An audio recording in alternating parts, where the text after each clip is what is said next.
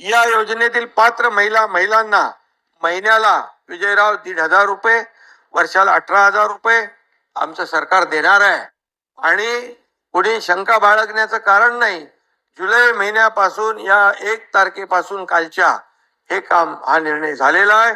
46,000 कोटी रुपये या राज्यातल्या माता भगिनींना देण्याचं काम सरकार करणार आहे.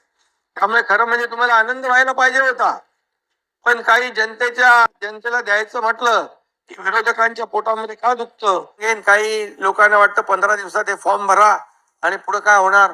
तर त्याच्यामध्ये मी खुलासा करू इच्छितो. जो आपल्याकडे जुना डेटाबेस आहे त्याची सगळी माहिती घेऊन आपण त्याच्यावरती ज्यांचं आहे, जे बीपीएल खाली आहेत, 2.5 लाखापेक्षा ज्यांचं उत्पन्न कमी आहे, त्यांचं आपण तात्काळ त्यांचा डीबीटी त्यांच्या खात्यात जमा करू. त्यांचा समजा जुलै महिन्याच्या एंडला आलं, ऑगस्ट महिन्यात त्यांची प्रोसेस कंप्लीट झाली तर जुलै आणि ऑगस्टचे 2 महिन्याचे पैसे मिळतील. सप्टेंबरला झालं तर जुलै ऑगस्ट सप्टेंबरचे पैसे मिळतील. हे आणि त्याच्यामध्ये कोणीही आमच्या भगिनींकडून बहिणींकडून कोणीही सरकारी कर्मचारी असेल, कोणी असेल त्यांनी पैसे घेण्याचा प्रयत्न केला, त्याला सस्पेंड करून जेलमध्ये टाकून देऊ. आणि म्हणून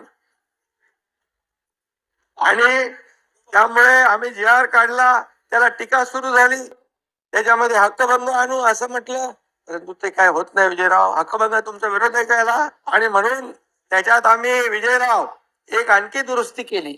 60 ऐवजी आम्ही 65 केलं. 65 वर्ष. आणि जमिनीची अट जी आहे ती पण काढून टाकली. आणि त्यामुळे त्याच्यामध्ये काही लोक म्हणाले, अरे बहिणींचं, लाडक्या भावांचं काय, असं काही लोक म्हणाले. ज्यांना सख्खे भाऊ नाही समजले त्यांचं कसं काय व्हायचं. केलं आम्ही विजयराव, लाडक्या भावांचा देखील आम्ही निर्णय घेतला. अप्रेंटिसशिप 10 लाख मुलांना देतोय आम्ही. 10 लाख. हे ऐतिहासिक निर्णय आहे. 6,000, 8,000, 10,000 रुपये महिन्याला. आणि म्हणून आज मी आपल्याला एवढंच सांगतो की राज्यातल्या महिलांना देखील मी आश्वस्त करू इच्छितो की तुम्हाला या योजनेमध्ये कुठेही अडचण येणार नाही, येऊ दिली जाणार नाही.